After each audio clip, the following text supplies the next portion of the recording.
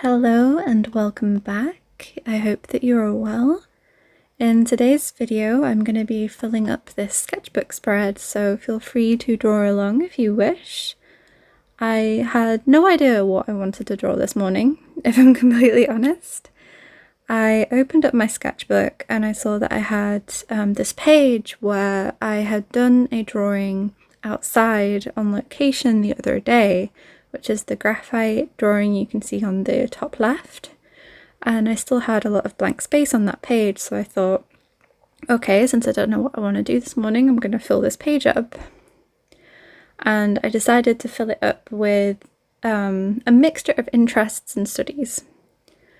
When I don't know what I want to draw, I have developed a list of things that I've found help me either build up momentum, get into the swing of things, or just help me push through.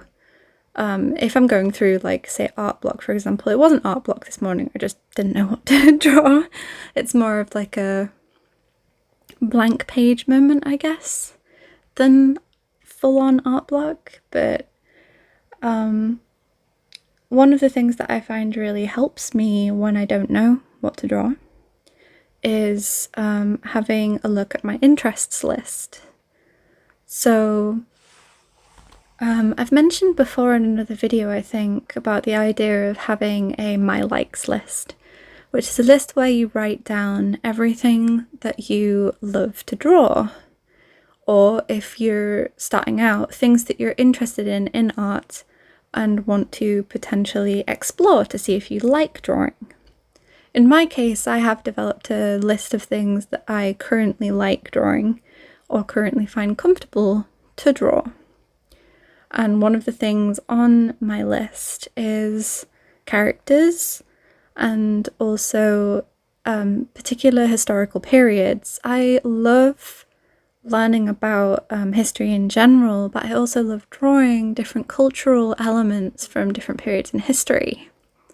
And some of my favourite periods in history are the medieval period. I love learning about the different cultures all across the world during the medieval period. I also really have a great interest in Celtic history and also Viking history, especially because it's local to me and there's a lot of artifacts and museums of local things that have been found in the fields around here. So it's really interesting to me that I can actually go and see them for myself. But I also love learning about different cultures and historical periods throughout history in general, because it also gives me loads of ideas and inspiration for fantasy pieces and fantasy worlds. You'll often find a lot of fantasy-based things, including like the Game of Thrones costume designs, are based on particular historical periods and cultures of fashion design.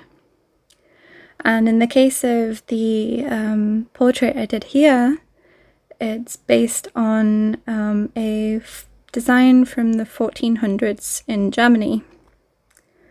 And you can see me doing some hand stretches there. I'd already been drawing for about, I think about 20 minutes at that point. So I was just doing some little stretches. For the next thing, I decided to start off by being really loose, and I did a light grey watercolour wash of a tree. And I knew that I wanted to do something really gnarly and twisted, almost like living driftwood kind of effect. And I did the light wash, and then as I was letting that dry, I went back over the portrait and I removed the remaining graphite. I do end up going back in over the tree and doing some darker layers later, but I needed to let it dry first. So what have I been up to recently? I recently got the game Cozy Grove on my Switch, because it was on sale for £6 the other day, I believe. I've been playing it for 3 days now. It's a really, really cozy game, a really comfy game, and it's definitely got like fall spooky vibes to it, so it's really nice for entering late summer and early fall, or early autumn. And I normally say autumn, I don't know why I said fall. I think it's because I've been watching a load of American cozy video game reviewers, and they all refer to it as fall, so that's probably why I just said fall. Yeah. But back to Cozy Grove. It's really, really cute. If you've not seen it before, it's kind of a slightly spooky, but also because it's ghost bears, but it's kind of like Animal Crossing feeling to it, but with like tasks that you do to help out the villagers every day. Very relaxed, I'd say. There's only about 30 minutes to 60 minutes a day of quests you get given, and after that you can kind of do your own thing, gathering, crafting, decorating if you want to, but it also just means that you can pop in, do a few tasks, and you don't even have to complete all of them, and then pop back out again. You don't feel like you have to be spending tons and tons of time on it, which is really, really nice. I've also been, on the days I've been feeling well, I've been going out on walks to collect reference and to draw, like with the drawing I did on this page. But I also went on a walk through the countryside.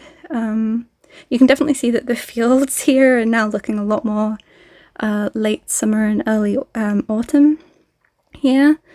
I wasn't able to complete the walk I wanted to do because the public pathway goes through a cow field, and on that particular day the bull, it was a brown bull in the video there, was in the field, and the bull is very territorial, so I don't go in the field when he is in there. So I just took some reference and walked back again, but that was a really nice little walk. And as we're entering autumn now, I do like to venture outside a little bit more because the cooler weather's easier on me and easier on the ME than walking in the heat. And we've had a lot of really, really hot weeks in the UK this summer, very similar to last year, which can be very rough.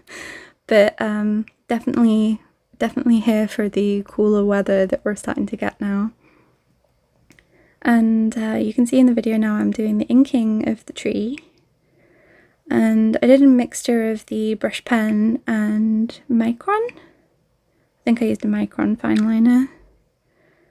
I'm going to be using this brush pen mainly for my Inktober's that I'm going to be doing every day in October. I'm really looking forward to it, but I'm also super nervous because it'll be the first time I've tried to do all 31 days. So it's the first time I've actually tried to do Inktober at all. I'm not sure yet if I want to also use the Micron with it or just use the brush pens. I have a pack of this kind of brush pen, and I still have 2 or 3 remaining in that pack, I think, because I bought them in bulk. Worked out a lot cheaper. I enjoy doing this spread actually. Definitely once you start getting into the momentum of things, the ball starts rolling and it gets a lot easier to do, and you end up entering that flow state. I'm still kind of getting used to filming while drawing and managing to slip into and maintain that flow state, because you certainly have to occasionally make sure that, you know, the recording's still going, that things are still in focus, which can, if you're not careful, it can break you out of the flow state. So it's definitely been a bit of a learning process, especially with the longer videos that I do on YouTube, because this video in total I think was about an hour and a half of drawing. But if I'm doing stuff for TikTok or Instagram, I might do a whole spread like this, but I might only film in small bursts where I don't have to necessarily focus on doing a full video and have to keep checking that the camera's on and that it's focused or everything like that. I definitely managed to get into the flow state a lot more with this one today. I don't think I actually checked the focus at all until I was like watching, or until I was waiting for the watercolour to dry. And yeah, this is the full spread. A little bit of low-key chatting today. I hope that you enjoyed it, and I will see you for the next video. Bye!